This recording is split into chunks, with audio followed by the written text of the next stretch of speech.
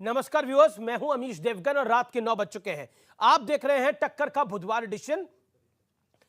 आज सबसे पहले मैं आपको कांग्रेस के पूर्व नेता गुलाम नबी आजाद का एक खुलासे वाला इंटरव्यू दिखाऊंगा, विस्फोटक इंटरव्यू दिखाने जा रहा हूं सीएनबीसी आवाज में। उन्होंने अब से कुछ देर पहले एक इंटरव्यू दिया है और इस इंटरव्यू में उन्होंने गांधी परिवार पर कई बड़े खुलासे कर डाले हैं। और इस इंटरव्यू के बाद बात होगी सुप्रीम कोर्ट के एक बड़े फैसले की, जिसमें कोर्ट ने आज सीबीआई और ईडी जैसी जांच एजेंसियों के मनमाने इस्तेमाल को लेकर कांग्रेस, टीएमसी पार्टी, शिवसेना उद्धव गुट, समाजवादी पार्टी और कई 14 विपक्षी दलों की याचिका को खारिज कर दिया है। कोर्ट ने यहां तक कहा है कि नेता भी मूल रूप से नागरिक होता है, इसलिए उनके लिए एक अलग से गाइडलाइन नहीं बनाई जा सकती। तो क्या सुप्रीम कोर्ट का यह फैसला विपक्ष के लिए मुसीबत बढ़ाने वाला हो सकता है? क्योंकि बीजेपी ने भ्रष्टाचार के मुद्दे पर तीखे प्रहार करने शुरू कर दिए हैं। तो क्या विपक्ष के 14 दल अपने लिए वीआईपी ट्रीटमेंट मांग रहे थे या फिर अपने लिए एक प्रिविलेज मांग रहे थे? यह मूल सवाल है। और सीजेआई की टिप्पणी, सीजेआई चंद्रचूड़ की टिप्पणी अपने आप में बहुत महत्वपूर्ण है। आज सीएनबीसी आवाज के टक्कर में इसी की बात होगी, इसी की पड़ताल होगी और साथ ही होगा गुलाम नबी आजाद का विस्फोटक खुलासे वाला इंटरव्यू कांग्रेस पर और खास तौर पर गांधी परिवार पर। क्या बड़ा खुलासा किया है गुलाम नबी आजाद ने, देखिए। व्यूअर्स, मौजूद हैं गुलाम नबी आजाद साहब। आजाद साहब कांग्रेस पार्टी के पूर्व नेता हैं, पूर्व केंद्रीय मंत्री हैं, जम्मू कश्मीर के फॉर्मर सीएम रह चुके हैं और अपनी किताब लेके आए हैं जिसका नाम है आजाद। आजाद साहब, आपका अभिनंदन है। सवाल मेरा बहुत सीधा है, यह इत्तेफाक है कि आपकी किताब का नाम भी आजाद है और आप कांग्रेस पार्टी से भी अब आजाद हो गए हैं? हम सोच से भी आजाद हैं, इसीलिए पेन नेम आजाद है। हमारी सोच भी आजाद है, काम करने का तरीका भी आजाद। तो आजाद होकर कैसा महसूस कर रहे हैं आप? नहीं, मैं आजाद तो तभी से था जब से पैदा हो गया जी। लेकिन आपकी किताब आने के बाद आपकी जब कुछ साक्षात्कार आए, आपकी किताब की कुछ पन्ने जब बाहर आए, तो दिग्विजय सिंह ने बोला कि पहले आप अपनी पार्टी को बचा लीजिए, उसके बाद कांग्रेस की बात करिएगा। और आप तो मोदी जी के सहारे हैं, उनकी बैसाखियों को सहारे हैं। दिग्विजय सिंह आपके पुराने मित्र हैं। गुलाम नबी आजाद किसी के सहारे राजनीति नहीं करता। जो ऐसा बोलते हैं वो किसी के सहारे बात करते हैं और उन्होंने जो भी बोला है दगा करते हैं। कुछ लोगों को हिम्मत है बाहर आके करने की, कुछ लोग 40 साल से अंदर बैठ के ही कांग्रेस को खा रहे हैं। आपका एक इस किताब में चैप्टर है जिसके अंदर ग्रैंड ओल्ड पार्टी ब्लॉपर्स और बॉम्बास्ट करके आपने लिखा है, जिसमें आपने कहा है कि कांग्रेस के कई नेताओं को अनड्यू एडवांटेज मिला है जिनकी मौजूदगी सिर्फ ट्विटर पे है। और सही बात है। अभी देख रहे हैं ना, आप आ रहे हैं, अभी मैंने भाषण भी दिए और एक सुना होगा मैंने, जब पूरा इंटरव्यू होता है लोगों को पूरा इंटरव्यू सुनने की भी नहीं याद। मीडिया वाले जब ट्वीट करते हैं तो सबसे कंट्रोवर्शियल देते हैं, तो जो उस कंट्रोवर्शियल पे लीडर रिएक्ट करेगा उसको मैं जीरो समझता हूं। तो दिग्विजय सिंह जीरो है आपकी नजर? नहीं, मतलब मैं कोई भी हूं, बेस्ट लीडर वो होता है कि वो पूरा इंटरव्यू सुने, क्योंकि उस अगर इंटरव्यूअर के ट्विटर पर वो ट्वीट करें तो इंटरव्यूअर का ट्विटर तो सबसे क्रिटिकल ही होता है। राहुल गांधी ने प्रेस कॉन्फ्रेंस करी, ऑर्डिनेंस पढ़ा, उसके बाद डॉक्टर मनमोहन सिंह का क्या रिएक्शन था? क्योंकि कैबिनेट ने उस ऑर्डिनेंस को पारित किया था और डॉक्टर मनमोहन सिंह के लिए बड़ी पॉलिटिकल एम्बैरेसमेंट हुई थी पूरे देश के अंदर। नहीं, वो उनका क्या रिएक्शन था? देखो, वो बड़ी शरीफ आदमी थे जी, बहुत ही शरीफ आदमी। कोई दूसरा प्राइम मिनिस्टर होता तो he would have gone ahead. नहीं, शरीफ आदमी थे, चुप बैठ गए। आपकी क्या सलाह थी? नहीं, हमारे लिए पास होना चाहिए था। आज खुद ही राहुल गांधी बच जाते और भी दूसरे लोग बच जाते, और पता नहीं आगे आने वाले समय में कौन जाएगा,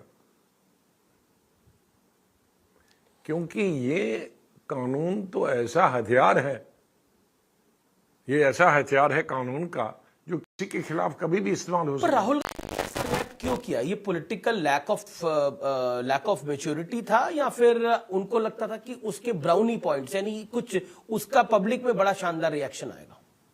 आपको क्या लगता है? मुझे नहीं लगता। आई थिंक वो हमेशा ज्यादा मीडिया से प्रभावित होता है। राहुल जी? अनफॉर्चुनेटली तो कभी आपकी 1-to-1 टॉक हुई होगी, आपने कभी समझाने का प्रयास करा? 20 दफा हुई है। तो जब आप समझाने का प्रयास करते थे तो कैसे रिएक्ट करते थे Rahul ji? Think of the past. But still मतलब इफ यू वांट आप क्योंकि ये देश भी जानना चाहता है, इस समय सारे हमारे व्यूअर्स देखो, भी हम कांग्रेस पार्टी छोड़ के इधर आए हैं। जो हमारे मतभेद थे वो हम मतभेद भूल के वहीं आ गए। ये जो कांग्रेस ने एक नया नैरेटिव बिल्ड करना शुरू करा है आजाद साहब, कि कोर्ट्स खराब हैं, इलेक्शन कमीशन खराब है, ईवीएम खराब है, मीडिया खराब है, सब खराब है, सब है। बस सब गुलाम नबी आजाद भी बहुत खराब है, बस वही ठीक। कपिल सिब्बल भी अब ठीक नहीं है। हाँ, सब सिर्फ वही ठीक है। जो उनकी तारीफ करे, प्रेज करे, वही ठीक है और वही हिंदुस्तान है। ये बदलाव क्यों आया? इस तरह की भाषा शैली क्यों हो गई? क्योंकि जब दिमाग बेकार हो, कोई काम नहीं हो। मैं 5 महीने से देहात में, गांव में, मुझे मालूम नहीं क्या हो रहा है दुनिया में। जब आप घर में बैठे हो, कोई काम नहीं है, तो यही दिमाग चलता है। तो ये राहुल जी की सदस्यता गई, उसमें एक छोटा सा मैटर था कि अगर राहुल जी एक ओबीसी कम्युनिटी से माफी मांग लेते तो मामला दब जाता। ऐसा नहीं है कि पंडित नेहरू ने भी करा है, राहुल जी भी पहले इंदिरा गांधी ने मांगी इमरजेंसी के बाद। इंदिरा गांधी ने मांगी है। तो उन्होंने एक, क्योंकि आपने काफी सारे गांधी के साथ काम किया, आपने राजीव गांधी के साथ काम किया, इंदिरा जी के साथ काम किया, फिर आपने सोनिया जी के साथ काम किया, राहुल जी के साथ भी काम किया। मैं ये जानना चाहता हूं, एक जो नैरेटिव बिल्ड किया कि गांधी माफी नहीं मांगते। नहीं, सब गांधी माफी मांगते हैं। गांधी ने तो, महात्मा गांधी जो असली गांधी है, वो भी बहुत हम्बल थे। उन्होंने तो अपनी यात्रा ही विड्रॉ करी जब अंग्रेजों को मार दिया था। जब थाने के लोगों पर हमला किया, पुलिस के लोग मारे गए, तो उन्होंने पूरी यात्रा विड्रॉ की। तो ऐसा नहीं है गांधी ही होने में। एक आपकी प्रतिक्रिया लेना चाहता हूं, फिर मैं आपकी किताब पर भी आता हूं। बीजेपी ने बोला कि कांग्रेस में ही कांग्रेस के कुछ लोग राहुल जी को निपटाना चाहते हैं। ये केंद्रीय मंत्री अनुराग ठाकुर का बयान था। उन्होंने बोला वो माफी मांग लेते थे, मामला रफा दफा हो जाता। लेकिन कांग्रेस के अंदर ही कुछ लोग हैं जो राहुल जी को निपटाना चाह रहे हैं। राहुल जी उनको समझ नहीं पा रहे, तो हम क्या कर सकते हैं? और जिस तरह से पूरा खेल रचा गया और बताया गया कि राहुल जी जो है वो बेचारे हैं, उनके साथ गलत हो रहा है, अन्याय हो रहा है। ये निपटाना चाहते हैं कि नहीं निपटाना चाहते हैं, लेकिन इतना जरूर है 90% जो उनके साथ है वो उनका विरोधी है, उनके खिलाफ बोलते हैं, लेकिन सामने हिम्मत नहीं आती। आपने अपनी किताब में भी इसका जिक्र किया है, अपनी आत्मकथा में भी लिखा है कि कांग्रेस की बहुत बड़ी प्रॉब्लम है कि कांग्रेस में चाटुकारिता ने केंद्रीय स्थान ले लिया है। सही बात है। मैं कई आदमियों को जानता हूं जिन्होंने हमारे साथ बात की है, घंटे घंटे ये डुबो देगा, लेकिन वो सबसे ज्यादा मीडिया में बोलते हैं उनके फेवर में, और दूसरों जो उसकी निंदा करे उनके खिलाफ में। तो ऐसे लोगों को क्या भरोसा करोगे? वो सिंसियरली कहां उनको ले जाएंगे? तो अगर आप गांधी परिवार के वेल विशर हैं, तो अब तो आप पार्टी में भी नहीं है, अब तो किसी को बुरा और भला क्या लगना है, तो अब आपको नाम लेने चाहिए। मैं नारद मुनि का काम थोड़ी करने वाला नहीं, नारद मुनि का नहीं, लेकिन इसमें घबराने की भी बात नहीं है। अब हमें वो जाने, उनको इतनी बुद्धि नहीं है। हम भी पॉलिटिक्स करते हैं, हम भी पहचानते हैं कौन नकली है कौन असली है। तो नकली कौन है?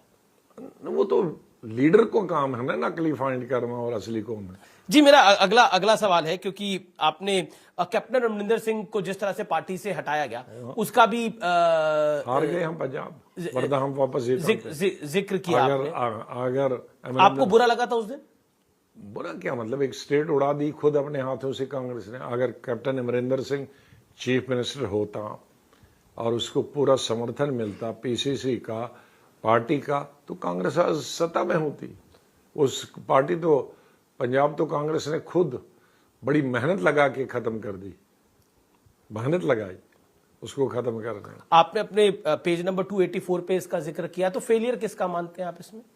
फेलियर किसका मानते हैं? और जो लीडरशिप जिन्होंने हटाने का काम किया, मैंने तो ऑर्डर नहीं दिया। आपने समझाने का प्रयास भी नहीं किया? मैंने क्या समझाने का, मैं थोड़ी इंचार्ज था। एक सवाल आता है कि आपने तब नहीं बोला, अब क्यों बोल रहे हैं? तब बोला क्या, मैंने जहां बोलना था वर्किंग कमेटी में बोला।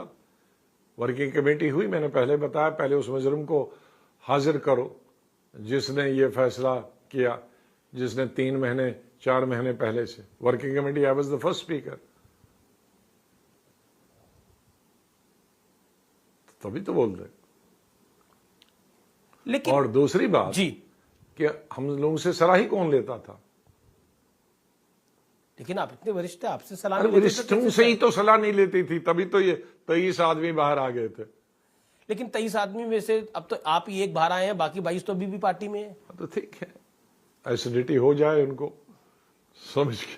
लेकिन सबका गुजारा चल रहा है, हाँ, सबका गुजारा चल रहा है, या तो हम गुजारे वाले या नहीं, सबने एडजस्ट कर लिया है? आप एडजस्ट करना नहीं चाह रहे थे? ना हम एडजस्ट करते हैं, इसलिए तो हम आजाद हैं। उनका नाम आजाद नहीं है ना। हम सच पे कॉम्प्रोमाइज नहीं करते और नौकर बन के काम नहीं करना चाहते। तो कांग्रेस में जो आपने चाटुकारिता की बात करी, आप कहते हैं चाटुकारिता और नौकर कल्चर है पार्टी में अब?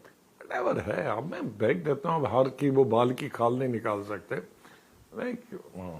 क्यों ये डाउनफॉल क्यों आया? उस पे एक चैप्टर है, वो पढ़ लीजिएगा। नहीं, मैंने कुछ उस चैप्टर में पढ़ा है, तभी मैंने उससे 2-3 पॉइंट आपसे पूछे। ये डाउनफॉल क्यों आया? वो बहुत है, लंबी स्टोरी है। फिर अगर मैं आपको अगर मैं डाउनफॉल अभी बताऊंगा तो किताब क्यों लोग पढ़ेंगे? Is a full chapter, 1 hour, 1 घंटा। अगर एक लाइन बतानी हो तो क्या होगी उसमें से? डाउनफॉल क्यों आया, एक लाइन? शुरू से हो गई, पहले से तकरीबन कुछ दशकों से शुरू हुआ। लेकिन नरेंद्र मोदी के आने के बाद 2014 के बाद हमने देखा ये डाउनफॉल तेजी से नीचे की तरफ गया, और हर चीज को या तो आप मोदी के साथ हो या तो आप मोदी के साथ नहीं हो, उसी के साथ देखे जाने लगा। एक जिसे कहते हैं पॉलिटिकल मैच्योरिटी पर कई सारे पॉलिटिकल पंडितों ने सवाल खड़े करे। नहीं, पॉलिटिकल मेजोरिटी तो है ही कहाँ, खत्म हो गई। कहाँ पॉलिटिकल मेजोरिटी? जब जिस वक्त इंसान में सच को सच कहना और झूठ को झूठ कहने की ताकत नहीं है, तो उसका मतलब वो जीरो है, वो पॉलिटिक्स कर ही नहीं सकता। आज क्या है, मोदी अच्छा करे तो भी गाली देनी है, मोदी बुरा करे तो भी गाली देनी है, राहुल गांधी अच्छा करे तो भी गाली दे, कांग्रेस अच्छा करे तो भी गाली देनी है, नहीं करी तो भी गाली देनी है। अच्छा, एक बात बताइए, आपने तो 2014 में, आप 2014 में कांग्रेस में थे, मंत्री थे, कांग्रेस चुनाव हारी, लेकिन क्या आपको लगता है मोदी के आने के बाद कांग्रेस में क्या बदल गया? मतलब 2014 के बाद? कुछ नहीं, कांग्रेस में क्या बदलना? कांग्रेस घर बैठ गई कि अच्छा हारना ही है। कोई कोशिश नहीं की गई कि हमें दोबारा सत्ता में आना। क्योंकि ये सवाल मैं इसलिए पूछ रहा हूं, आपने अपनी किताब में भी जिक्र किया है इसका इशारों में कि कांग्रेस की जो सेंट्रल लीडरशिप है मौजूदा, वो खुश होती है अगर कोई मोदी को गाली देता है तो। हाँ, बहुत खुश होती है, सही बात है।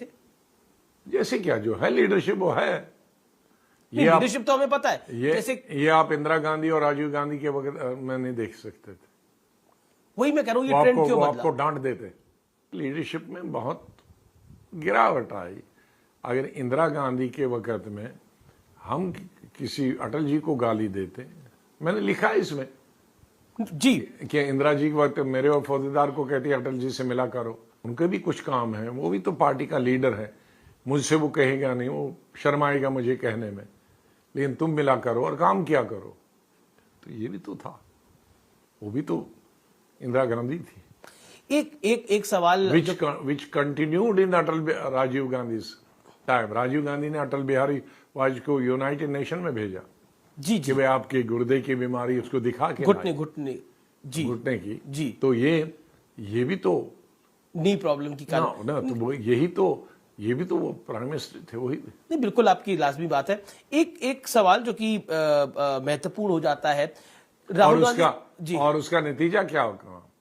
जब राजीव गांधी की डेथ हुई तो अटल जी से पूछा, तो उसने उनके बारे में तो अटल जी ने कहा कि तुम समझते हो कि भाई मैं उनको गाली दूंगा? मैं उनको गाली नहीं दूंगा। वो मेरी सेहत तक के बारे में पूछते थे और फिर मुझे इलाज के लिए उस बहाने बिहार भेजा। तो ये था एक लीडर, दोनों साइड से इस तरह की लीडरशिप कल्चर था। तो आज न राजीव गांधी है, न इंदिरा गांधी है, न अटल बिहारी वाजपेयी। तो उनके मरने के बाद भी हम आज उनको, उनकी सभ्यता को, उनके कल्चर को, उनके एटीट्यूड की दाद देते हैं, याद करते हैं। मोदी को आप बतौर नेता कैसा देखते हैं? क्योंकि हमने पार्लियामेंट में वो सबने हमने देखा, पूरा दुनिया देखते हैं, जैसे पूरा दुनिया देखते हैं, हम भी देखते हैं। अब what is your take on Narendra Modi? हर लीडर में कुछ गलत चीजें होती हैं, कुछ अच्छी चीजें हैं, वो उनसे अलग नहीं है। इंसान इंसान है, इंसान तो भगवान नहीं है। इंसान अच्छी चीजें भी करता है, इंसान तो से गलतियां अच्छे भी इंसान है, एवरेज इंसान है, बुरे इंसान है, कैसे इंसान है नरेंद्र कई चीजें बहुत अच्छी करते हैं, कई चीजें नहीं करनी चाहिए वो हो रही हैं। आपको लगता है जैसे राहुल गांधी ने बात बोली लंदन में जाके कि भारत में लोकतंत्र समाप्त हो गया, आपको लगता है ऐसा? नहीं, वो अगर है तो यहाँ कहना चाहिए था। लोकतंत्र में हमारे को भी कहते थे, इंदिरा जी के वक्त में भी लोकतंत्र समाप्त हो गया था और कर ही दिया था इमरजेंसी लेगा। इमरजेंसी का मतलब है लोकतंत्र वाइंड अप करना। तो हमने ये गालियां खाई हैं, लेकिन उसके बाद भी हम लोग फील्ड में गए, तब तो ये लोग पैदा नहीं हुए थे और जीत के आए उसके बाद। और जीत के आए। अब मैं आपकी किताब में एक दिलचस्प किस्सा है जिसमें the Congress party's determination to destroy itself was even more evident in Assam. यानी असम की जब आपने कहानी देखी, जब हिमंता बिस्वा शर्मा, आप बिल्कुल कॉन्फिडेंट थे कि इस व्यक्ति के पास नंबर्स हैं, इस व्यक्ति के पास शक्ति है, इसको सीएम बनाना चाहिए और गोगोई को हटा देना चाहिए। क्या इंसिडेंट था वो बता दिया बुक में, ये तो पढ़ने वालों के लिए है। जी, तो क्या आपको क्या लगा कि कब कांग्रेस खुद ही destruction film, self destruction mode में है? वो अगर फैसला नहीं करते, हनुमंता को, उसको हेमंत को चीफ मिनिस्टर बनाते, तो आज हमारे साथ 8 स्टेटें होती। 8 स्टेटों का 15 साल से वही इंचार्ज था। हर चीज, टिकट भी, कैंपेन भी, बाकी मदद करने के भी, तो अपने साथ 8 स्टेटें ले गया। तो 8 में से 5 तो होती, और असम जो मदर स्टेट होती वो हमारे पास होती। और हिमंता ने एक साक्षात्कार में कहा था कि राहुल जी पिड्डी जो उनका डॉग था उसके साथ खेल रहे थे और उनसे बात करना उन्होंने पसंद नहीं करा। क्या आपको लगता है मिस हैंडल हुआ हिमंता बिस्वा शर्मा का केस? मिस हैंडल तो हुआ ही, हैंडल कहाँ हुआ है? हैंडल उनकी मदर और हम करना चाहते थे, नहीं हुआ, नहीं दिया होने।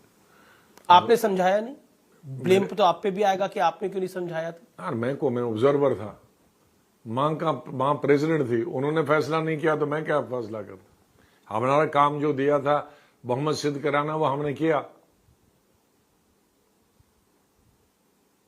हमने बताया था हार जाएंगे, भाग जाएगा, कहने भागे दो। ये तो अच्छा, ये राहुल जी का तो फेवरेट है हर आदमी के लिए, ये उनका नहीं, ये उनका तकिया कलाम फेवरेट। वो नाराज हो गया, जाने दो, वो नाराज हो गया, आरएसएस में जाने दो, ये तो उनका फेवरेट है। अच्छा, मतलब कोई भी जा रहा होता, कोई भी जा रहा जाने दो, आरएसएस में जाने दो। साथ ये भी लगाता है, अगर आरएसएस, अगर बीजेपी में नहीं जा रहा, आरएसएस में नहीं जा रहा, कहीं और जा रहा, तो फिर अब आप तो बीजेपी आरएसएस के साथ नहीं गए। नहीं, आपने तो अपनी पार्टी बनाई। उनका मतलब रिकंसिलिएशन का नहीं है कि मनाओ या पूछेंगे भी क्या कारण है, वो नहीं पूछते हैं, सीधे जाने दो। तो यहां जब ये भावना ही रखी है कि जाने दो, तो फिर रहेगा कौन? शायद राहुल जी को लगता है वो सेल्फ सफिशिएंट है, वो खुद ही सब कुछ हैंडल कर सकते हैं। बहुत अच्छा। भविष्य में आपको राहुल जी प्रधानमंत्री बनते हुए दिखते हैं? भगवान बनाए।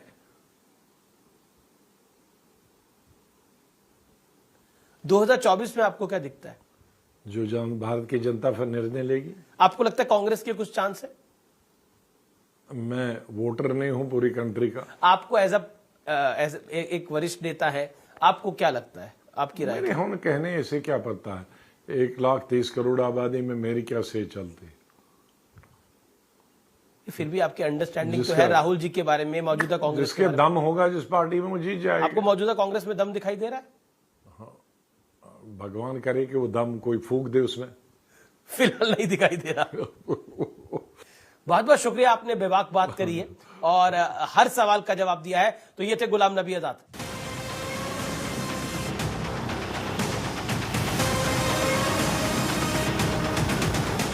एक एक कर 14 दलों का कुनबा जोड़कर विपक्ष ईडी और सीबीआई एक्शन के खिलाफ सुप्रीम कोर्ट पहुंचा, लेकिन सुप्रीम कोर्ट में विपक्ष को जबरदस्त झटका लगा। कोर्ट ने विपक्ष की याचिका पर सुनवाई से ही इनकार कर दिया। कोर्ट में विपक्ष के वकील अभिषेक मनु सिंघवी ने सवाल उठाया कि ईडी ने 121 नेताओं की जांच की, जिनमें 95% विपक्षी दलों से।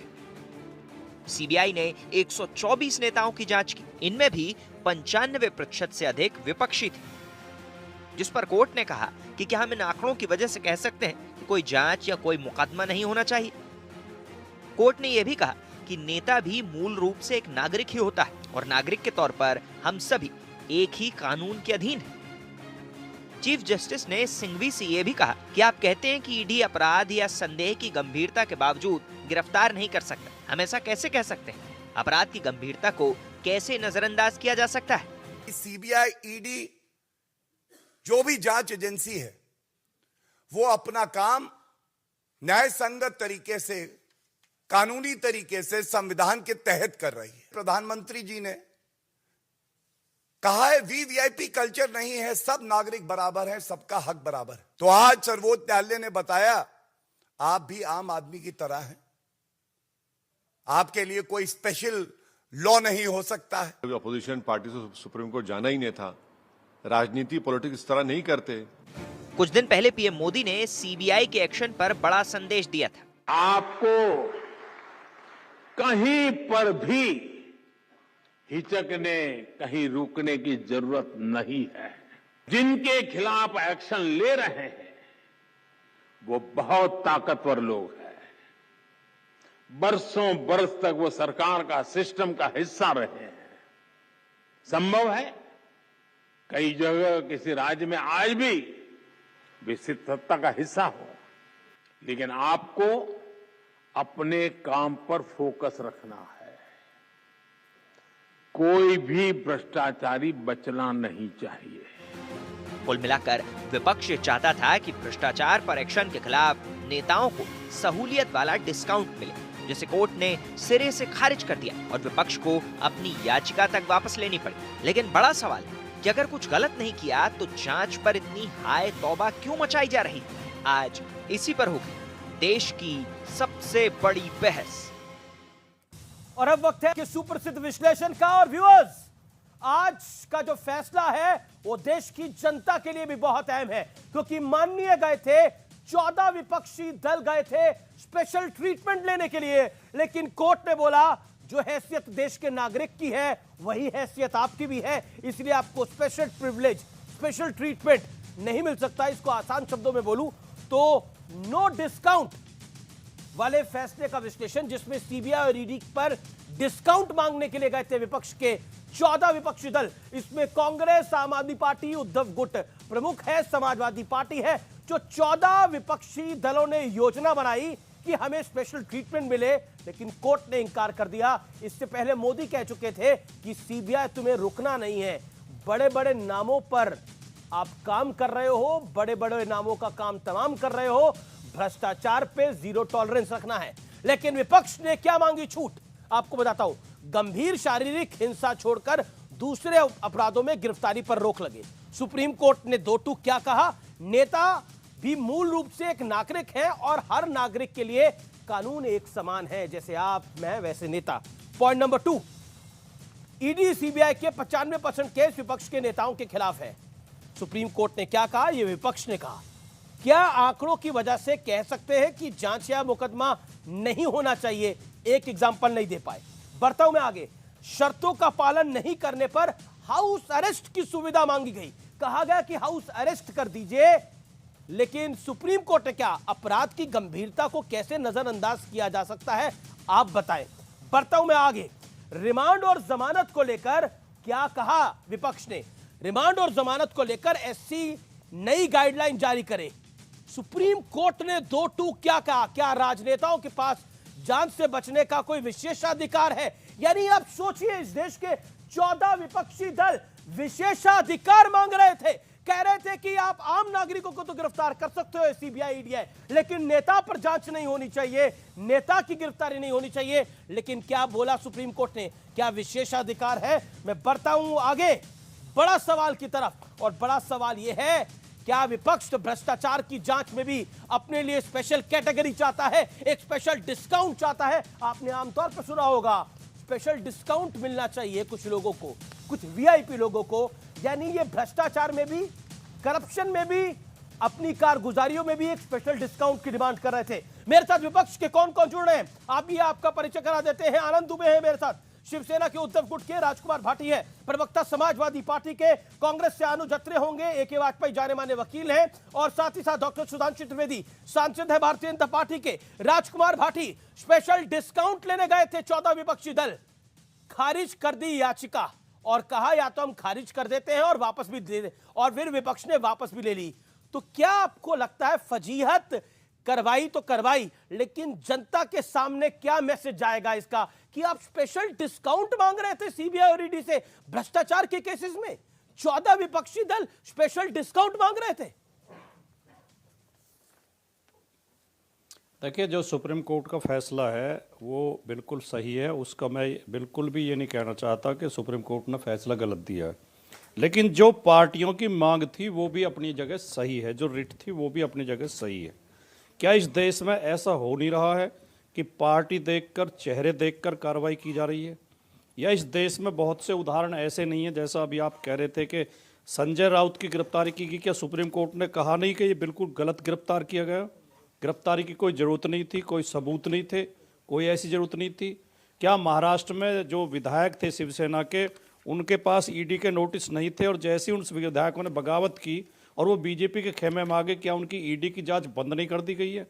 क्या और बहुत से ऐसे नेता नहीं हैं, जैसे असम के मुख्यमंत्री हैं, उनके खिलाफ जांच चल रही थी, वो जैसे भारतीय जनता पार्टी में जांच बंद कर दी गई। जी, आप गंभीर नेता है तो थोड़ी गंभीरता की बात करते हैं। देखिए, ये हेमंता बिस्वा शर्मा, संजय राउत, इसके एग्जाम्पल सुप्रीम कोर्ट में भी दिए जा सकते थे, लेकिन मैं आपको बताता हूं आज हुआ क्या कोर्ट के अंदर। चीफ जस्टिस ऑफ इंडिया का ये कोर्ट, व्यूअर्स आपको भी ध्यान में रखना चाहिए और इन 14 विपक्षी दलों को भी ध्यान में रखना चाहिए। और आपको मैं ये बताऊं, आज असाउद्दीन ओवैसी ने एक बात बोली है कि आपने 2024 के लिए हथियार दे दिया है बीजेपी के हाथ में, 14 विपक्षी दलों ने। और मैं बताता हूं कैसे दिया है ये हथियार, आप सुनिए आज सीजीआई क्या कहता है, and I am quoting honourable CJI. So जब आप कहते हैं कि विपक्ष का महत्व खत्म हो रहा है, क्योंकि ये आज कोर्ट में कहा गया कि इसके चलते विपक्ष का महत्व खत्म हो रहा है, तो इसका इलाज राजनीति में ही है, कोर्ट में नहीं है। बेसिकली जनता की अदालत की लड़ाई ये कोर्ट की अदालत में लड़ने के लिए गए थे। सीजीआई ने यह भी कहा कि कोर्ट के लिए तथ्यों के अभाव में सामान्य गाइडलाइन जारी करना खतरनाक होगा। यानी एक भी फैक्ट, अभिषेक मनु सिंघवी देश के प्रमुख वकीलों में से एक और उनके साथ कई और वकील भी थे, वो आज तथ्य पेश ही नहीं कर पाए कि कैसे दुरुपयोग हो रहा है ईडी और सीबीआई का। राजकुमार भाटी इसे कहते हैं, एक सामान्य तौर पर कहा जाता है कि आप कहीं ना कहीं दिवाली मनाने गए थे लेकिन दिवाला निकल गया है। भाटी साहब, देखिए, जो बात आपने अभी बोली, मैं अगले वाक्य में वही कहने वाला था। मैंने शुरू में ही कहा था कि सुप्रीम कोर्ट का फैसला एकदम सही है। तकनीकी तौर पर उन्हें क्या, उनका ज्यूरिडिक्शन क्या है, उन्हें कितना अधिकार है, वो क्या आदेश दे सकते हैं, उस दृष्टिकोण से एकदम सही है। लेकिन विपक्ष के जो प्रश्न हैं वो भी अपनी जगग सही हैं, और सुप्रीम कोर्ट से भी बड़ी अदालत जनता की अदालत है। इन प्रश्नों को लेकर जनता के बीच में भी जाया जाएगा। अब मुझे एक बात बताइए, ये मतलब ये फजीहत कराने के लिए डिसाइड किसने किया था, इसकी जिम्मेदारी किस पर है? क्योंकि अखिलेश जी तो लखनऊ रहते हैं और अधिकतर यूपी की पॉलिटिक्स करते हैं, तो इस फजीहत के लिए जिम्मेदार कौन है? कांग्रेस जिम्मेदार है, अरविंद केजरीवाल जिम्मेदार हैं, उद्धव ठाकरे जिम्मेदार है। ये फजीहत कराई क्यों? आपको पता था ये निर्णय आएगा, और अगर आपको इतनी चिंता थी सीबीआई और ईडी के मिसयूज की, तो आप जनता के लिए क्यों नहीं गए? आप मतलब इतना वीआईपी कल्चर भरा हुआ है नेताओं के मन में कि अपने लिए स्पेशल कानून बनवाने के लिए चले गए आप लोग इस सदी के अंदर। ये मतलब क्या वीआईपी कल्चर है? ईडी सीबीआई में भी स्पेशल प्रिविलेज चाहिए नेताओं को। आप बहुत ज्यादा जोश में दिखाई दे रहे हैं अमीश जी, इसमें फजीहत जैसी कोई बात है ही नहीं। फजीहत तो अभी एक हफ्ता पहले सरकार की भी करी थी सुप्रीम कोर्ट ने, जब कहा था कि राज्य आंख मूंदे बैठे हैं, सांप्रदायिक तनाव पर, सांप्रदायिक भाषणों पर, हेट स्पीच पर राज्य आंख मूंद लेते हैं, कार्रवाई नहीं करते हैं। फजीहत तो सरकार की भी थी। कोर्ट देश की न्यायालय है, उच्चतम न्यायालय है, उसमें अगर हम जा रहे हैं और कोर्ट ने किसी वजह से तकनीकी कारणों से रिट की सुनवाई नहीं की, तकनीकी कारण नहीं जैसा कुछ हो, इसमें अपमान जैसा कुछ है ही नहीं। उन्होंने बोला कि आप वापस ले लीजिए, हम तकनीकी कारण है, आप वापस ले लीजिए, आपने विड्रॉ करी है। तकनीकी कारण वो होता है जिसमें कोर्ट बोले कि हमारा दायरा नहीं है उसको सुनने का। कोर्ट ने नहीं बोला, उन्होंने बोला आपके पास अभाव है तथ्यों का, आप स्पेशल प्रिविलेज का कानून मांग रहे हैं अपने लिए। लब्बो लुआब। आप वीआईपी कल्चर से इतने ग्रसित लब्बो लुआब हैं यही इस देश है। के नेता कि वो सीबीआई और ईडी की जांचों में भी वीआईपी कल्चर की डिमांड कर रहे थे। सच्चाई ये है, ये देश को पता होना चाहिए। देखिए, जब अमीश जी, मैं एक बात और कह दूं, देखिए संसदीय प्रणाली हमारी है, संसद बिना विपक्ष के पूरी होती ही नहीं है। बिना विपक्ष, सरकार का भी हिस्सा है विपक्ष, एक सत्ता पक्ष है, एक विपक्ष है। अगर दोनों हैं तो ही सरकार मानी जाएगी। अगर विपक्षहीन सरकार की कल्पना आप करें तो लोकतंत्र माना ही नहीं जा सकता। और क्योंकि इस सरकार में विपक्ष को लगातार निशाने पर लिया जा रहा है, विपक्ष के नेताओं को ईडी, सीबीआई, इनकम टैक्स के द्वारा परेशान किया जा रहा है, उन्हें गिरफ्तार किया जा रहा है, उनके खिलाफ। लेकिन मैं आपको बता दूं इस समय की ब्रेकिंग स्टोरी, अभिषेक मनु सिंघवी जो कोर्ट में पेश हुए इस मामले में, उन्होंने बोला कि मैंने डिसाइड करा है अब इस मामले में मैं कोई इंटरव्यू नहीं दूंगा, मैंने जो अपनी बात रखनी थी रख दी है। और मैं आपको बता दूं, कांग्रेस और आम आदमी पार्टी ने ऑफिशियली इस पूरे मामले पर चुप्पी साध ली है, कोई कुछ नहीं बोल रहा है। सुधांशु त्रिवेदी, आज आपको मैं ये कह सकता हूं, खुश तो बहुत होंगे आप जो बीते कई वर्षों में बात कह रहे थे, अमीश जी, वो बात गाहे बगाए सिद्ध होती जा रही है। अभी आपने कहा अभिषेक, देखिए अमीश जी, अभी आपने कहा अभिषेक मनु सिंघवी जी ने कहा हम कोई बयान नहीं देंगे।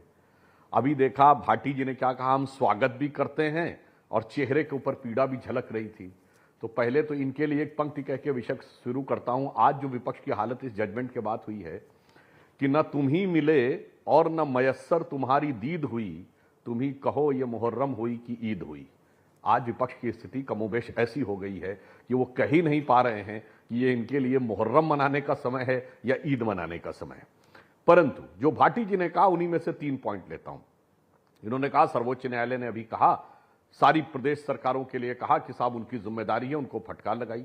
सर्वोच्च न्यायालय सही है, वाह भाई वाह। संजय राउत को राहत दी, सर्वोच्च न्यायालय सही है, न्याय की विजय है। पवन खेड़ा को चंद घंटों में राहत मिली कोर्ट से, यह सही है और यह न्याय की विजय है। मगर भ्रष्टाचार के आरोप में राहत नहीं मिल रही है तो यह सरकार का अन्याय है। इतना दोहरा मापदंड यदि आप रखेंगे, अन्याय नहीं कहा मैंने, प्रबुद्ध नागरिक और सुधांशु जी, अन्याय नहीं कहा मैंने, उसका भी बातों को स्वागत भली किया, भांति समर्थन समझता किया। है। नहीं, हम ये कह रहे हैं, आप लोगों का यही तो प्ली था ना कि साहब ये सरकार गलत कर रही है। अब मैं ये कहना चाहता हूं, इन्होंने कहा 95% नेता, तो मैं पूछना चाहता हूं इन सारी पार्टियों में एक पार्टी का नाम बता दीजिए 2014 से पहले जिसका कोई भी नेता भ्रष्टाचार के आरोप में सीबीआई या अन्य किसी जांच एजेंसी के द्वारा आरोपित ना हुआ हो और कोर्ट कचहरी के चक्कर न काटे हो। बड़ी खबर एनसीपी सोर्सेस कह रहे हैं कि विपक्ष के हवाले से यह खबर आ रही है कि आज का फैसला विपक्ष के लिए बुरी खबर है। आज का फैसला विपक्ष के लिए बुरे दिन साबित कर सकता है आने वाले दिनों के अंदर। ये इस पर मैं सीधा रिएक्शन लेता हूं। आनंद दुबे, क्यों बुरे दिन लग रहे हैं आप लोगों को? अमीश भाई नमस्कार। देखिए, कोई बुरे दिन नहीं है। हम अगर अदालत के पास नहीं जाएं तो हम कहां जाएं? यदि हमें कोई पीड़ा हो रही है, हम पर कोई दबाव बनाया जा रहा है, तो हम अदालत के पास जाएंगे। अब अदालत जो फैसला करता है हमें सर्वमान होता है, क्योंकि हम जानते हैं कि इस अदालत के ऊपर भी एक जनता की अदालत है, जहां हमें भविष्य में जाना है, हम वहां भी अपनी बात कहेंगे। मैं सिर्फ ये पूछना चाहता हूं, सुधांशु भैया यहाँ बैठे हैं, सुधांशु भैया आप ईमानदारी से बताइए कि क्या सीबीआई और ईडी का जिस प्रकार उपयोग आप लोग कर रहे हैं वो सही है या गलत है? ये आप जानते होंगे। क्योंकि उपयोग कह रहा हूं मैं दुरुपयोग कह भी नहीं रहा हूं। उपयोग इसलिए कह रहा हूं कि आप हमें सिखा रहे हैं भविष्य के लिए, यदि हम कभी सरकार में आएंगे तो ऐसे ही चुन चुनकर कैसे किस संस्था का उपयोग करना है ये हम आपसे सीख रहे हैं। ये हो गई पहली बात। जी, ये हो गई पहली बात। सुधांशु इसका जवाब, आप उपयोग कर रहे हैं, वो दुरुपयोग नहीं कह रहे उपयोग कर रहे हैं। देखिए कहावत होती है, दिल की आरजू लबों पे आ ही गई। यही शब्द केजरीवाल भी बोल चुके हैं, कांग्रेस पार्टी भी बोल चुकी है और आनंद दुबे जी भी बोल रहे हैं। तो मैं याद दिलाना चाहता हूं, क्या इस देश की न्याय व्यवस्था पे भरोसा नहीं है? दुरुपयोग तो किया था। हिंदू आतंकवाद के सारे झूठे केस मढ़े थे ना, सब अदालत की चौखट पर औंधे मुंह गिरे थे। और किसी भी केस में चार्जशीट नहीं फाइल कर पाए थे। एक होता है, देखिए वकील हैं, वाजपेयी जी वकील हैं और बेहतर समझते होंगे, एक होता है कि कंप्लेन, फिर एफआईआर, फिर चार्जेस फ्रेम करना, फिर चार्जशीट फाइल करना, फिर कन्विक्शन कराना। अरे कन्विक्शन जजमेंट तो छोड़िए, चार्जशीट नहीं फाइल कर पाए थे क्योंकि सब कोर्ट में औंधे मुंह गिरे थे। भ्रष्टाचार के 2G घोटाले से लेकर कोयला घोटाले तक के किसी भी केस में सरकार जांच कराने को राजी नहीं हुई थी, सब अदालत से जाकर हुए थे। मगर मैं एक बात कहना चाहता हूं अमीश जी, आज पोल दूसरी भी खुल गई। जो लोग कहते थे लोकतंत्र पे अटैक है, लोकतंत्र पे नहीं, ये सारी पार्टियां वो हैं जो राजतंत्र की पार्टियां हैं, लोकतंत्र का चोला ओढ़कर अपनी अपनी पार्टी का राजतंत्र चला रहे हैं। उत्तर से दक्षिण तक मैं ईमानदारी से कहना चाहता हूं, सिर्फ भारतीय जनता पार्टी और कम्युनिस्ट पार्टी को छोड़कर सब पार्टियां एक परिवार की पर्सनल प्रॉपर्टी में तब्दील हो गई हैं। और इसीलिए वो भाव आ रहा है जैसे राजाओं के लिए अलग होना चाहिए। एक और बात कह दूं, ये जो हाउस अरेस्ट का थॉट दिया गया है ना अमीश जी, ये बड़ा पुराना थॉट है। ये अंग्रेजों के जमाने में जो अरेस्ट होते थे, हाउस अरेस्ट ही होते थे, किसी पैलेस में या किसी लेविश बंगले में पूरी साजो सामान, हमारे लुटियंस के बंगले में, हमारे साउथ दिल्ली के बंगले में, हमारे साउथ बॉम्बे के बंगले में, हमारे अच्छे किसी मकान में हमें हाउस अरेस्ट कर लीजिए। मतलब आनंद दुबे जी, एक कहावत है जो मैंने कार्यक्रम के शुरुआत में बोली, पुरानी कहावत है, इसमें आपका नाम भी आता है। चौबे जी गए छब्बे बनने, लेकिन दुबे बन के वापस लौट आए। लेकिन आप मतलब स्पेशल प्रिविलेज मांग रहे थे, हाउस अरेस्ट हो, आलीशान बंगले में अरेस्ट कर लो, और मतलब वीआईपी कल्चर का मुगालवा कितना बड़ा है। नहीं, देखिए सुधांशु भैया, ऐसा है कि जिस प्रकार सुप्रीम कोर्ट का हम सम्मान करते हैं, हाई कोर्ट का सम्मान करते हैं, जग जाहिर है। जब सुप्रीम कोर्ट में हमारी याचिका चल रही थी तो सुप्रीम कोर्ट ने कहा कि 10 दिन का आपको समय क्या दिया, आपने तो पूरी सरकार बना ली। किसको कहा? एकनाथ शिंदे जी की टीम को कहा। सुप्रीम कोर्ट में जब हम गए कि चुनाव आयोग हमारे साथ छल कर सकता है, चुनाव आयोग ने पूरी पार्टी उठाकर दूसरे व्यक्ति को दे दी जिसका पार्टी से कोई लेना देना नहीं है, हम वहां भी सुप्रीम कोर्ट गए। तो हम सुप्रीम कोर्ट जाते हैं सम्मान में, लेकिन हमें दुख तब होता है कि जब परिवारवाद का आरोप आप लगाते हैं और उसी परिवारवाद के लोगों के साथ 30-30 साल आप रेड कारपेट बिछाते हैं, अपनी गाड़ी के बगल वाली सीट पे बिठाते हैं, चाहे अकाली दल हो, चाहे शिवसेना हो, चाहे आपके जम्मू कश्मीर की PDP हो, तब आपको याद नहीं आता कि परिवारवादी पार्टियों के नजदीक क्यों जाएं हम, क्यों जाएं जब ये परिवारवादी पार्टियां। ये एक वैलिड पॉइंट है, आप लोग सिलेक्टिव हो। और उन्होंने बोला कि हम कोई प्रिविलेज नहीं मांग रहे थे, हम लोकतंत्र में कोर्ट पे तो जाने का हमारा अधिकार है। हाउस अरेस्ट की कोई भी कहानी होगी, लेकिन आप तो फ्लैट में हाउस अरेस्ट होना चाह रहे थे, बंगले में नहीं। आनंद दुबे देखिए ऐसा नहीं, मतलब बता, क्लियर कर दीजिए। नहीं, मैं एक बात क्लियर कर रहा हूं कि जिस प्रकार संजय राउत साहब की गिरफ्तारी हुई थी, आदरणीय कोर्ट ने फटकार लगाई थी, हमने खबर को रिपोर्ट करा था। अच्छा, एक सेकंड, अभी आप फ्लैट में हाउस अरेस्ट होना चाह रहे थे, आप बंगले में या महल में, किस में हाउस अरेस्ट? नहीं, क्यों, जहां जो रहता है आप वहां मतलब होना चाहते हैं। नहीं, यही बोला, जो जहां रहता है आप उसको वहां हाउस अरेस्ट कैसे कर सकते हैं? अगर उसने कोई भ्रष्टाचार ही नहीं किया, कोई गुनाह ही नहीं किया, आप कैसे पकड़ेंगे? महलों में तो मोदी जी रहते हैं, मोदी जी के लोग रहते हो, हम सब थोड़ी रहते हैं। सुधांशु त्रिवेदी, हाउस अरेस्ट में एक बात बताइए, आप लोग भी हर बात का विरोध करते हैं, गिरफ्तार भी करना है तो वो तो फ्लैट पे गिरफ्तार होना चाह रहे हैं, कोई तो डिमांड मानिए इनकी आप लोग। देखिए अमीश जी, ये अंग्रेजों के जमाने का रोग है। कभी कभी किसी चीज के लिए मजाक में कहा जाता है ये अंग्रेजों के जमाने का है। ये अंग्रेजों के जमाने में आज के तथा कथित स्वतंत्रता आंदोलन के महानायक जो बाद में सारा सत्ता की मलाई खाए, ये सब ऐसे ही हाउस अरेस्ट होते थे, बड़े बड़े बंगलों में। मैं नाम नहीं लेना चाहता, कुछ के घरों में पैलेस लिखा था, फला पैलेस में हाउस अरेस्ट थे। तो ये वैसा ही चाहते जैसा कि उस जमाने में सरकार बहादुर, वाइसराय बहादुर इनको देते थे, वैसा ही आज चाह रहे हैं। मगर अभी आनंद जी ने एक बात कही कि हम परिवारवादी दलों के साथ थे। मान्यवर, मैं विनम्रता से कहना चाहता हूं, स्वर्गीय बाला साहब ठाकरे जी के समय में यह पार्टी परिवारवादी नहीं थी। जब 1995 में सरकार बनी, वो चाहते तो खुद मुख्यमंत्री बन सकते थे, उन्होंने नहीं बनाया, मनोहर जोशी जी को बनाया। वो वीडियो भी अवेलेबल है जहां पर कि वो भाषण दे रहे हैं और उद्धव ठाकरे जी और राज ठाकरे जी दोनों बगल में बैठे हैं और बाला साहब ठाकरे जी कह रहे हैं, मैं चाहता तो इनमें से किसी को भी बना सकता हूं, मगर ठाकरे परिवार का व्यक्ति मंत्री नहीं बनेगा। परिवारवाद तब आया जब उद्धव ठाकरे जी बाला साहब की परंपरा छोड़कर मुख्यमंत्री बने और उनका बेटा मंत्री बन गया जी। अकाली दल में परिवारवाद तब आया जब पिताजी मुख्यमंत्री, बेटा उप मुख्यमंत्री, फिर उनकी बहू मंत्री, सांसद और फिर साला सांसद बनने लगा, वहीं से हमारे टकराव शुरू हुए। जब तक ये दल सैद्धांतिक थे, हम साथ में थे। ओके आनंद दुबे 30 सेकंड देन एक के बाद अमीश भाई, एक लंबी लिस्ट है इस देश में भारतीय जनता पार्टी के नेताओं की, पर आज परिवारवाद पे बात नहीं है, आज तो आपने जो अर्जी लगाई उस पे बात है। जब वो पलटवार करते हैं तो जनता को समझाना पड़ेगा कि जो भी बड़े नेता आज बीजेपी के हैं, उनके बेटे, उनकी बहू, उनके भतीजे, कितने लोग हैं, एक लिस्ट लंबी, कम से कम आधा घंटा तो लिस्ट पढ़ने में जाएगा। ये सबको मालूम है, मैं इस पर नहीं जाना चाहता। लेकिन मेरे भाई साहब, जिस प्रकार अगर हम पर अन्याय हो रहे हैं, आप दिल पर हाथ रख के बताइए सुधांशु भैया कि सीबीआई और ईडी जो कर रहे हैं विपक्षियों के साथ, वो सही है या गलत है, या आपका मन जानता है। आप टीवी पे कह नहीं पाएंगे, दिल पे हाथ रखने की बात कर दी है। आप एक विद्वान हैं, दिल पे हाथ रखने की बात, एक ही बात पे आप दिल पे हाथ रख सकते हैं और बोल सकते हैं किस बारे में? सब कुछ सही हो रहा है, गलत हो रहा है। देखो, ये पिटीशन में इन्होंने प्रेयर की थी कि ईडी और सीबीआई मिसयूज हो रही हैं, मिसयूज कर रहे हैं अपनी पावर्स का, जी यही पिटीशन लगाई जी। लब्बो लबाब क्या है इसका? और इन्होंने ये भी कहा था कि हमको 42.5% वोट मिले 2019 के लोकसभा के चुनाव में, इसलिए स्पेशल गाइडलाइन बनाइए प्लीज, क्योंकि 14 पार्टियां गई हैं और 42.5% वोट मिला, तो क्या बनाइए, बेल के लिए अलग से कर दीजिए, और उसके लिए इन्वेस्टिगेशन हमारी हो नहीं, उसके लिए अलग से गाइडलाइन, ये सीबीआई और ईडी को दोनों को डायरेक्शन दे दीजिए। ये कह रहे हैं कि सीबीआई और ईडी में वीआईपी कल्चर, हाँ, मतलब वीआईपी, मतलब अलग से गाइडलाइन करिए हम लोगों की, हमको 42.5% वोट मिले हैं और हमारी क्लास अलग क्लास है, वीआईपी कल्चर जो बार बार आप यूज कर रहे हैं। सुप्रीम कोर्ट ने कहा ना भैया ना, वोट जितने मर्जी मिले, आप राजनेता हो, एमपी हो, मिनिस्टर हो, कुछ नहीं चलेगा जी। Sudhanshu Trivedi, it is official now, Congress party के पूर्व नेता कहते हैं कि खुश होता है गांधी परिवार, शीर्ष नेता खुश होते हैं अगर मोदी को गाली देते हैं, लेकिन राजीव जी के वक्त, इंदिरा जी के वक्त ऐसा नहीं था।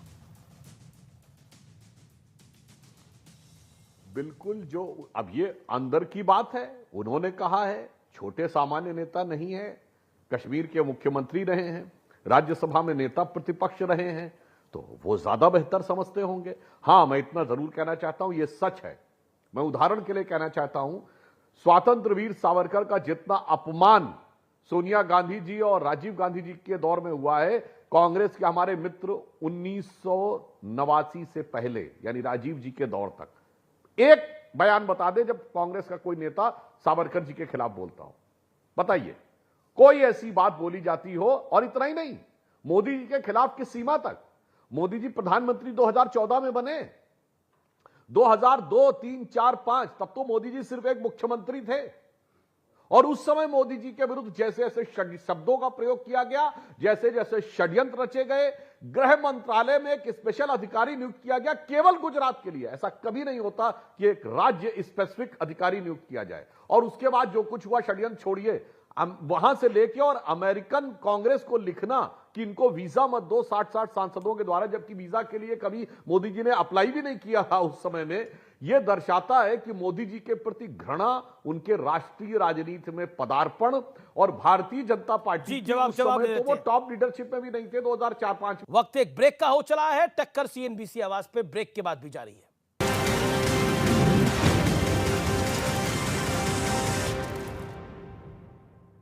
कैसे करते हैं ट्रेड? ट्राई 5 पैसा।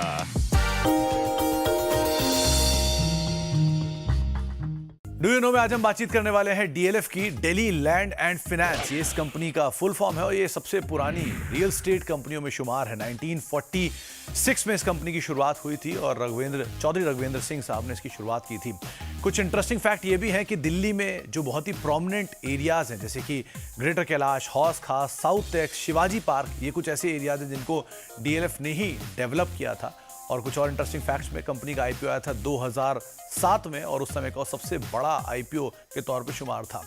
जो कंपनी के मालिक हैं कुशल पाल सिंह साहब, वो एक ज़माने में इस कंपनी को 27 लाख रुपए में बेचने को बिल्कुल तैयार ही हुए थे, लेकिन फिर उन्होंने वो फैसला वापस ले लिया और आज ये कंपनी करीब करीब 1 लाख करोड़ रुपए की वर्थ रखती है। जनरल इलेक्ट्रिक पहली सबसे बड़ी ग्लोबल कंपनी थी जो कि इस कंपनी के lease office space DLF city में आने वाली थी और उसके बाद धीरे धीरे कई नाम जैसे British Airways, American express, Nestle, IBM, ये कुछ ऐसे नाम थे जो कि बाद में आते हुए दिखाई पड़े। तो ये कुछ इंटरेस्टिंग फैक्ट। डीएलएफ से रिलेटेड आगे भी कुछ और फैक्ट लेकर आते हैं।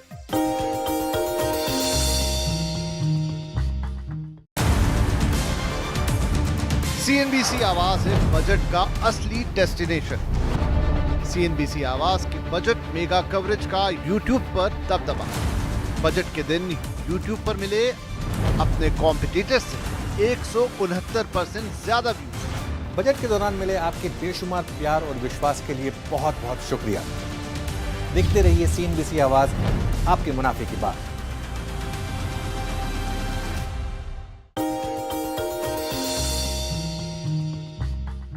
डू यू नो में आज हम बातचीत करने वाले हैं एशिया की सबसे बड़ी एडहेसिव कंपनी पीडीलाइट के बारे में। दरअसल इससे रिलेटेड एक बहुत ही लंबी हिस्ट्री भी है और बहुत ही इंटरेस्टिंग फैक्ट्स भी हैं। तो शुरुआत करता हूं। पहली चीज, इसका सबसे प्रोमिनेंट प्रोडक्ट जो है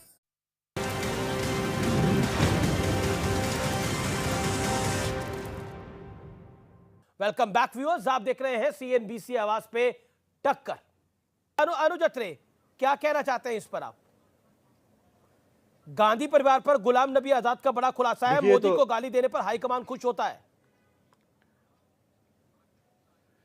मुझे लगता है उनको यह भी खुलासा कर देना चाहिए कि किस कांग्रेस के नेता ने मोदी जी को गाली दी है। हाँ, इतना तो जरूर पता है कि भारतीय जनता पार्टी के नेताओं ने, तमाम नेताओं ने राहुल गांधी जी को, सोनिया गांधी जी को गाली दी है। भारतीय जनता पार्टी के प्रदेश अध्यक्ष, हिमाचल के प्रदेश अध्यक्ष ने मंच से राहुल गांधी जी को मां की गाली दी, जो मैं आपके शो पर नहीं कह सकता। इन्हीं के ही एक नेता ने कुत्ते का पिल्ला बोला। इन्होंने ही माननीय नरेंद्र मोदी जी ने और तमाम इनके लीडरशिप ने किस तरह से बोला है, हाइब्रिड बछड़ा, बारबाला तक बोला गया सोनिया गांधी जी को। ये सब क्या है?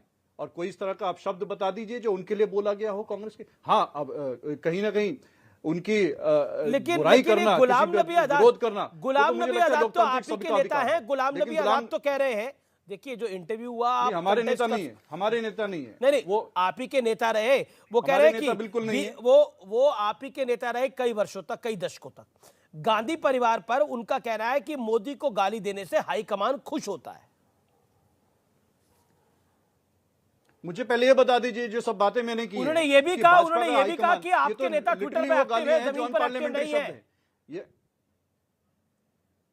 और 2024 के लिए शुभकामनाएं भी दी है कि भगवान सारे बताए। और भी बहुत लंबी चौड़ी सूची है जो मैं बता सकता हूं। तो ये तो भारतीय जनता पार्टी जो है पीठ थपथपाती है और आज तक कोई कार्रवाई नहीं हुई, तो खुश तो वो होते हैं। हमारे तो किसी नेता का आप एक बता दीजिए किसी ने कोई गाली दी हो। गुलाम नबी आजाद साहब को 50 साल कांग्रेस पार्टी ने सम्मान दिया है, 50 साल सम्मान दिया है, कोई ऐसा पद नहीं है। लेकिन देखिए, एक बड़ी बात हुई, इंदिरा गांधी और राजीव गांधी के वक्त ऐसा नहीं होता था, लेकिन अब ये कल्चर बदला है। यानी कांग्रेस में गुलाम नबी आजाद कह रहे हैं गाली कल्चर बढ़ गया है इस दौर के अंदर। सुधांशु त्रिवेदी, इंदिरा जी छोड़िए, मैं जवाब दे अडवाणी जी के युग में भी नहीं बहुत होता। खराब शब्द जो टीवी पर रिपीट करना ठीक नहीं लगता है। अभी ये पूछ रहे थे, वो मतलब लहू पुरुष, यमराज, नाली का कीड़ा इत्यादि इत्यादि छोड़िए। मौत का सौदागर 2007 में सीधे श्रीमती सोनिया गांधी जी ने कहा। और मान्यवर, अभी याद दिलाता हूं, ये 4-5 महीने पहले की बात है कि आपके महाराष्ट्र के नेता अब्दुल रशीद, ये शायद उनका नाम था, कुत्ते की मौत शब्द का प्रयोग किया। ये बताइए, आपके सुबोध कांत सहाय जी केंद्र में गृह राज्य मंत्री रह चुके, हिटलर की मौत, इमरान मसूद बोटी बोटी काट डालूंगा। अब कुछ बचा है क्या? बोटी बोटी मौत, मौत की कामना, मौत के प्रकार। और आपके ऑफिशियल ट्विटर हैंडल से कांग्रेस के लिखा गया, तू चाय बेच। बाद में विवाद हुआ तो उसे हटाया। याद करिए, मणिशंकर अय्यर ने कहा कि प्रधानमंत्री नहीं बनेंगे, नहीं बनेंगे, नहीं बनेंगे। अगर वो चाय का स्टॉल लगाना चाहते तो एआईसीसी में आके लगा ले। अब बताइए, मैंने तो 5 नाम गिना दिए, जवाब दीजिए। अनुज अत्रे,